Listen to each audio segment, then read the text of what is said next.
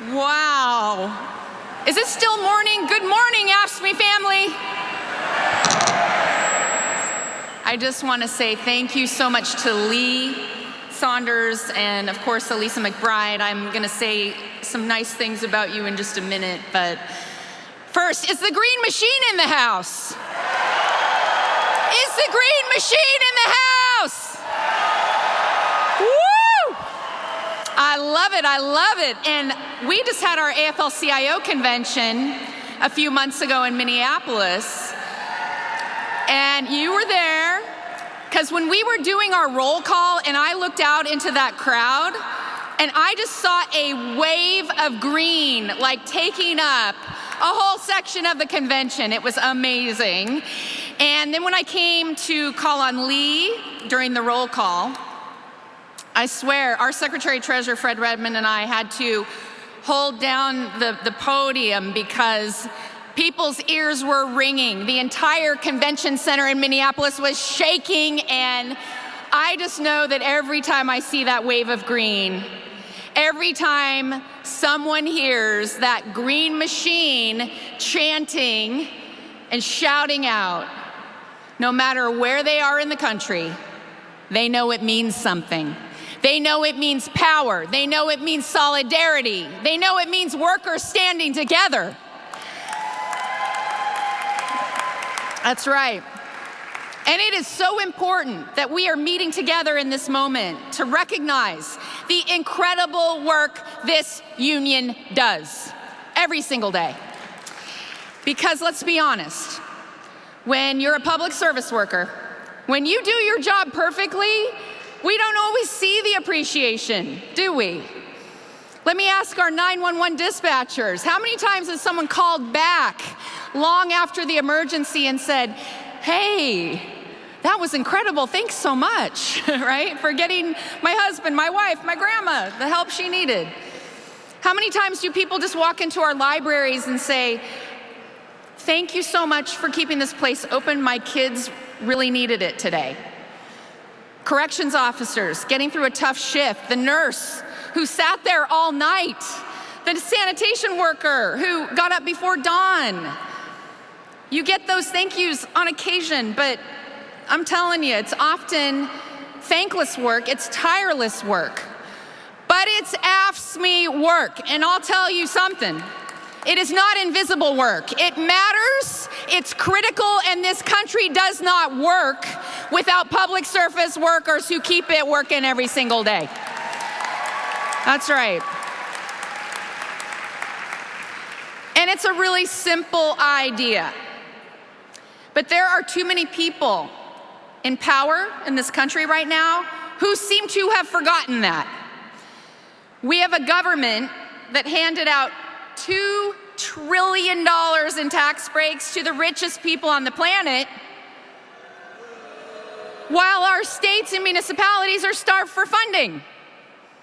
We have local and county governments with no problem subsidizing corporations and then turning around and saying, oh, we don't have money to keep our libraries open or give our sanitation workers the raise they deserve.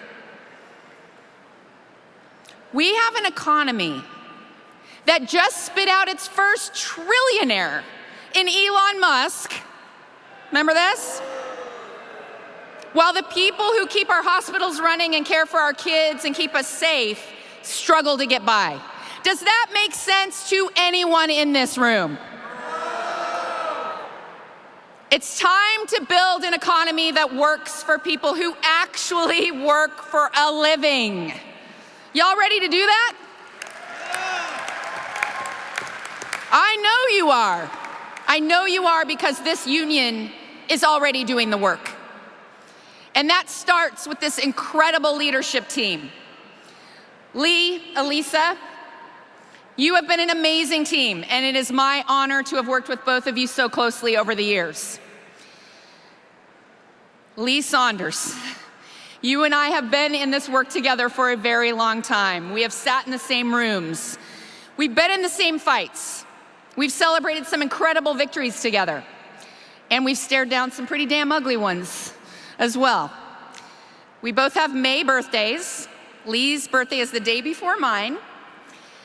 I keep saying we share that Taurus sense of loyalty, but I am in awe at how fiercely you fight for every single one of your members. Yes, you carry them with you in every single thing you do. And I'll never forget when we were on the steps of the Philadelphia Art Museum fighting for those cultural workers a few years ago, and Lee could pick up the phone and get mayors on the line, get boards of directors. He called everyone to make sure that that fight turned out the way that it needed to for those workers. That's right. And the vision that you have brought to AFSCME's political program, but beyond that, to the movement, making sure that we're building trust with our members and communities. It is absolutely legendary. And I am taking lessons from Lee Saunders, because he said, it's issues first, candidates later. We need to connect with our members in a new and different way, and you're doing that, Lee, and you showed us the way for the entire labor movement. That's right. But above all, it's your determination and your resilience that will stick with me. Giving up is not in your vocabulary. And we see that in every organizing win, every tough contract fight, and this entire union has taken on that attitude as its own. And I am in awe thinking back, Friedrichs, Janice, COVID. Think about the fights you brought this union through, Lee. And I just have to say, I am in absolute awe of your leadership, and I thank you.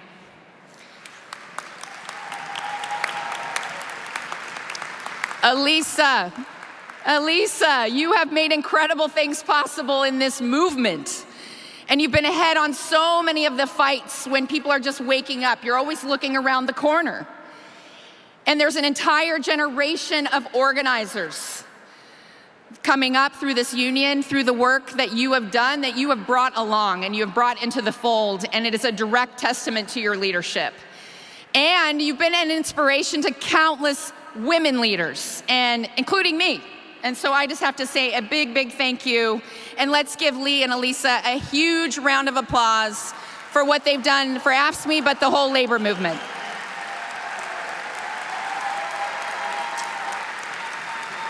That's right. And your convention theme captured this moment so perfectly. Built for this. You're damn right. You're built for this because these past few years have been relentless, haven't they? These attacks on our collective bargaining, on our civil service protections, Medicaid, Medicare, Social Security, politicians who want to cut the workforce and privatize everything. Well, how about this? Instead of blaming our workers for the problems you created, staff the damn office. Pay our workers. Pay our workers what they're worth and invest in our communities. How about that? Well, I'll tell you, I am in awe of how AFSCME has responded. Not just playing defense, but going on offense. Growing by 5% last year in the face of the most relentless attacks we've ever seen, right? And that's what we're seeing all over this movement. People waking up to the power of a union. We have so much momentum and power right now. And the question now, folks, is how are we going to use it? Well, it starts with 3 words that everyone in this room knows very well. Organize, organize, organize.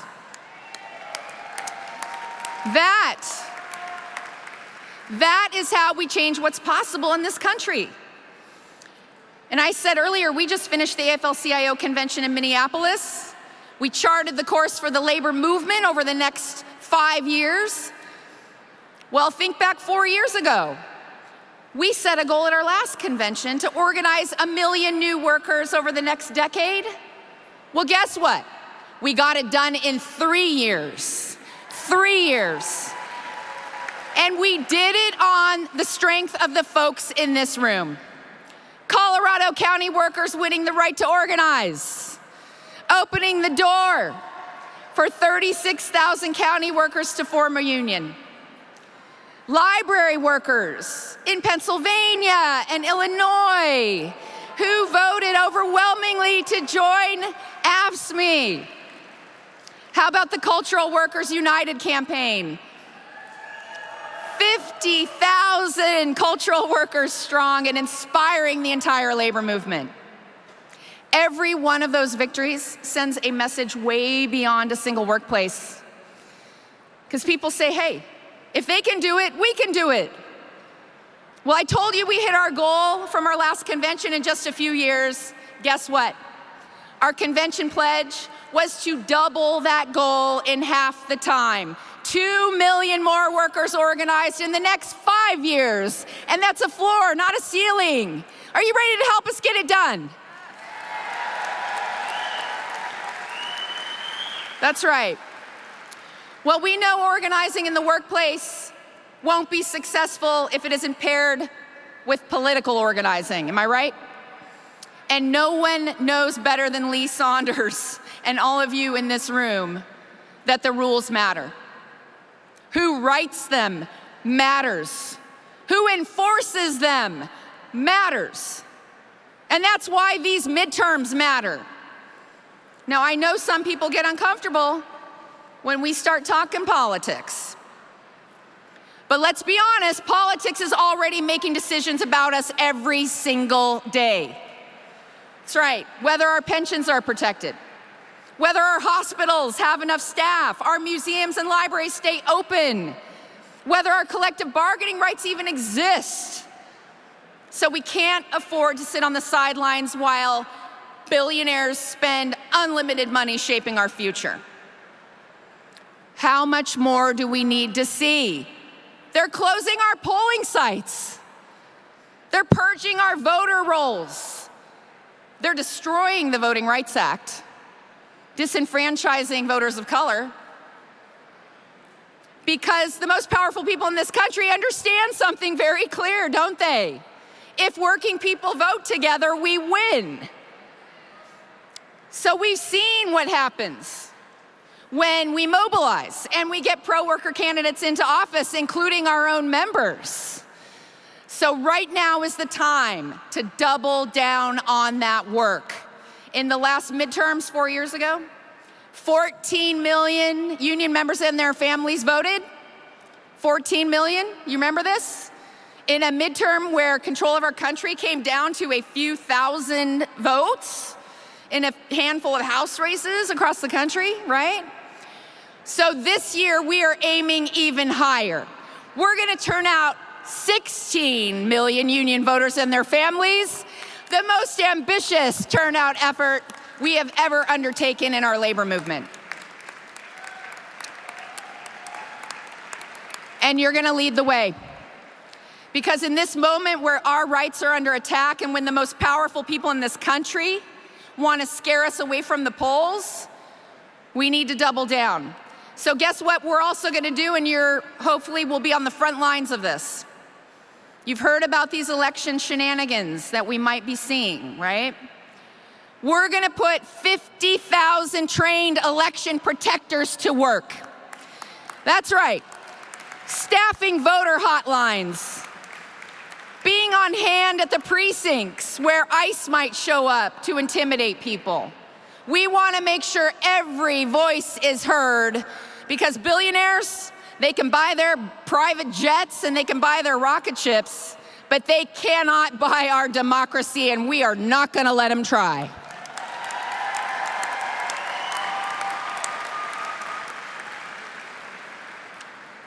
Finally, we know that if we're going to build an economy that actually works for working people, then workers have to shape the future of work. Raise your hand if AI is already being talked about in your workplace. Look at that. Algorithms being used to determine whether someone qualifies for Medicaid. Computers screening people for public benefits. AI being used in human resources departments deciding who gets hired and fired. This isn't some far-off future. It's here. And we're not burying our heads in the sand. We're not anti-innovation. What we are is anti-greed. We're against these technologies being used without our input and without our consent, putting our jobs and lives at risk. I'll tell you a quick story. A couple of years ago, I was sitting in a room on Capitol Hill next to Elon Musk and Alex Karp from Palantir and Mark Zuckerberg from Meta and the rest of the big billionaire tech crew. It was a hearing on Capitol Hill, and I was one of only 2 or 3 other civil society people there. And those tech guys were talking about their vision, you know, all the cool possibilities that they saw with AI. Does anyone want to guess what word never came out of their mouths? Workers. Certainly not unions. And then as we started talking about what AI meant to our members and working people and the fear and the anxiety that folks had, out of the corner of my eye, I'm not kidding you, I saw Elon Musk folding paper, doing origami, right? He would rather fold paper into the shape of a bird than talk about the human lives who will be impacted. That's what they think about us. That's how much they care about us. Does anyone here want these billionaires deciding our future for us? Hell no. There is a better way forward, where we join together, labor and politicians and business and industry experts and academics, everyone, and put the guardrails in place to make AI work for working people. Because yeah, it's gonna change the way work gets done. And you know, maybe it's gonna help us organize casework and constituent services better, or relieve some of the paperwork burden on our nurses, or help our maintenance workers predict what infrastructure will need to be fixed. But I'll tell you this, there is no machine in the world that can replace the skill, the judgment, and the professionalism of an AFSCME worker, and there never will be. There never will be. There's a human element that cannot be replaced. And that's why workers have to have a seat at the table as these technologies develop. And I'll just put a little pin in this. We launched our Workers First AI agenda last fall. Guess what it said? No, you can't surveil us. How about that? No, you can't invade our privacy. No, you can't implement these technologies in our workplaces without our input. Here are our demands. We want our damn seat at the table. We want training. We want upskilling. We want our civil rights protected. We want our basic right to organize protected. How does that sound? And I'll just say right now, all those candidates who are starting to run for president, it's already happening. In 2028, it's already going on. So we're saying, if you want to hold the highest office in the land, hear these words. Working people need to come first, not some bullshit algorithm.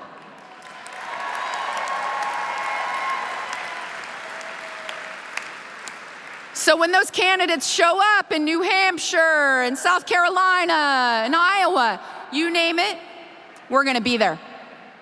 And you're gonna have to answer to workers on AI. This is our litmus test right now. I don't care if you're Donald Trump or Gavin Newsom. You're either with working people or you're with big tech billionaires. Show us which side you're on.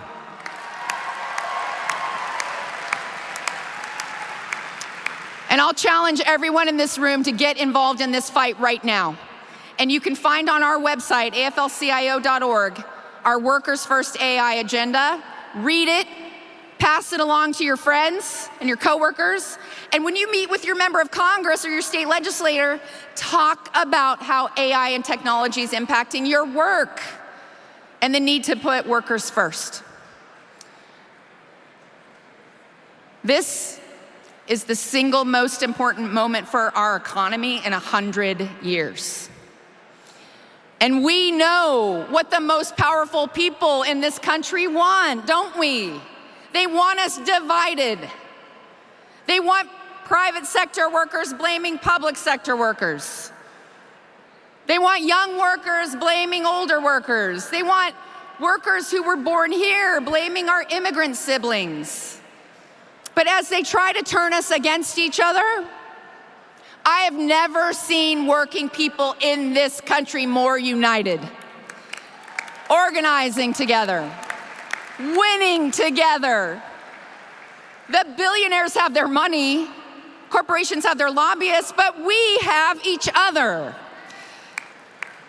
And we're gonna look back 20 years from now and we're gonna ask ourselves, you're gonna remember sitting in this convention hall, and we're gonna ask ourselves, did we answer the call?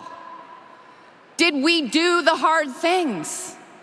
Did we innovate the way this union has shown we can? Did we push ourselves as much as we could? Because folks, the labor movement is the only institution, the only movement with the power to answer every challenge that this country is facing right now. Because we bring people together across party lines. We check corporate power, we defend our democracy, we give people hope, and we get shit done.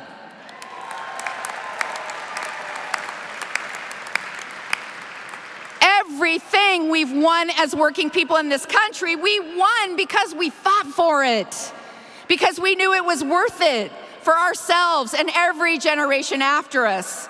So AFSCME, are you ready for that fight? Are you ready to get it done? Thank you. Let's go.